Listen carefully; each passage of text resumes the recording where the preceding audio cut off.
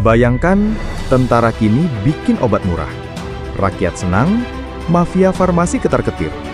Tapi di saat yang sama, Undang-Undang TNI direvisi. Tentara sah duduk di jabatan sipil.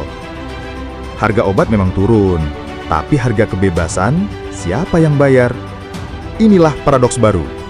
Mau untung cepat atau kehilangan kendali pelan-pelan?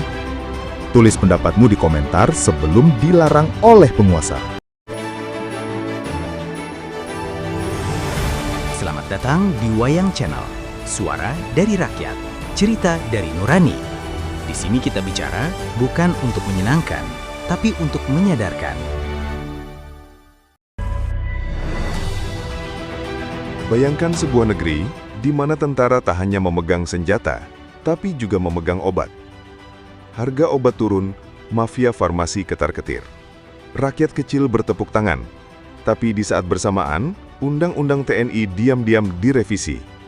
Pasukan berseragam kini sah menduduki jabatan sipil, dari kantor birokrasi hingga kursi bisnis BUMN. Murah di satu sisi, mahal di sisi lain. Ini bukan sekedar kabar, ini paradoks nyata. Pertanyaannya, siapa sebenarnya yang untung? Sudah puluhan tahun rakyat Indonesia menjerit soal harga obat.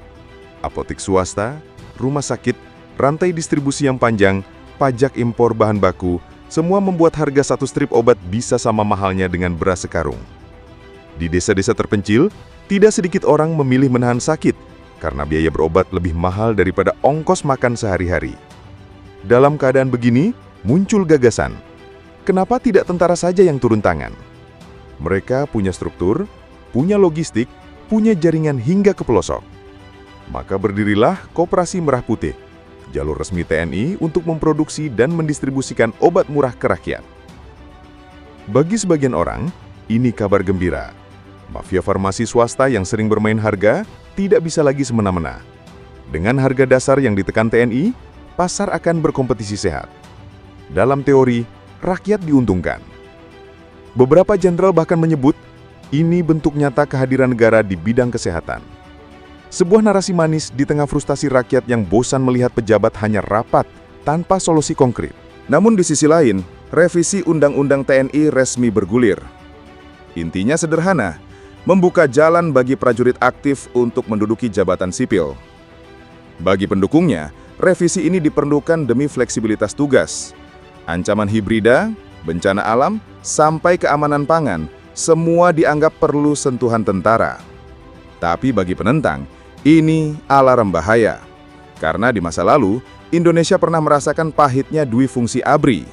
Saat itu, tentara bukan hanya mengurus pertahanan, tapi juga duduk di parlemen, memimpin BUMN, bahkan mengatur bisnis. Kekuasaan mengembang kemana-mana. Siapapun yang berani mengkritik, siap-siap hilang suara. Untuk memahami kenapa sebagian orang menolak, kita harus menoleh ke belakang. Orde Baru lahir dengan wajah stabilitas. Stabil karena tentara kuat. Stabil karena oposisi ditekan. Stabil karena semua aliran ekonomi dikuasai segelintir elit yang dekat dengan militer. Hasilnya, pembangunan meroket, tetapi korupsi pun menggurita. Rakyat hanya kebagian slogan. Yang menolak, diamankan. Yang setuju, diajak naik panggung.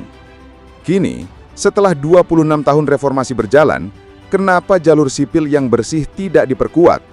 Kenapa justru jalur militer diperluas? Inilah paradoks di depan mata. Kita mau obat murah, tetapi apakah kita juga rela membayar dengan kembalinya tentara ke ranah sipil? Kita mau mafia farmasi tumbang, tetapi apakah kita siap melihat monopoli baru dipegang militer? Apalagi kalau dana negara masuk, jalur pengawasan akan sulit. Siapa yang berani audit pabrik obat milik tentara? Siapa yang bisa minta transparansi kalau panglima sekaligus pejabat sipil duduk di kursi pengambil keputusan? Di media sosial, reaksi publik terbelah. Banyak yang setuju. Bagus, biar mafia farmasi mati, kata netizen. Negara harus hadir, kata yang lain. Tapi ada juga yang khawatir. Hati-hati dui fungsi hidup lagi. Rakyat untung sesaat, demokrasi mundur pelan-pelan. Dan komentar ini tidak bisa diabaikan. Karena pada akhirnya, yang pegang kendali bukan rakyat, melainkan segelintir elit di kursi kekuasaan. Lalu bagaimana seharusnya? Apakah rakyat harus pasrah? Tentu tidak. Rakyat berhak mendapat obat murah. Rakyat juga berhak mendapat jaminan bahwa uang pajak tidak dijarah. Solusinya bukan melarang tentara terlibat, tapi memastikan jalur pengawasan terbuka. Audit independen harus ada. Jalur birokrasi sipil harus tetap kuat. Mafia farmasi harus diberantas, tapi jangan sampai rakyat disandera narasi harga murah untuk menutup bahaya monopoli baru. Di balik kabar manis, selalu ada harga yang harus dibayar. Obat murah bukan berarti demokrasi murah. Pabrik obat bukan berarti jalur pengawasan bisa diamputasi. Negeri ini milik rakyat, bukan milik seragam, bukan milik partai, bukan milik segelintir bisnis yang bersembunyi di balik bendera. Jangan berhenti bertanya, jangan berhenti mengawasi.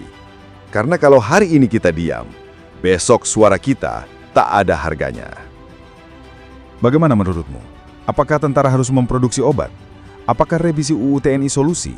Atau jalan mundur demokrasi? Tulis di kolom komentar.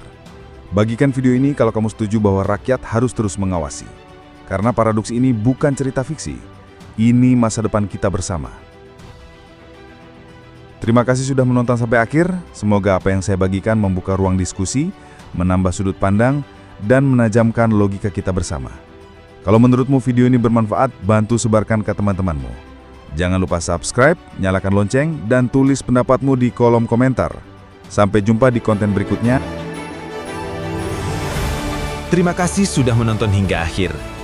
Jika kamu merasa tercerahkan, atau justru merasa terusik, tulis pendapatmu di komentar. Kita belajar dari suara semua orang.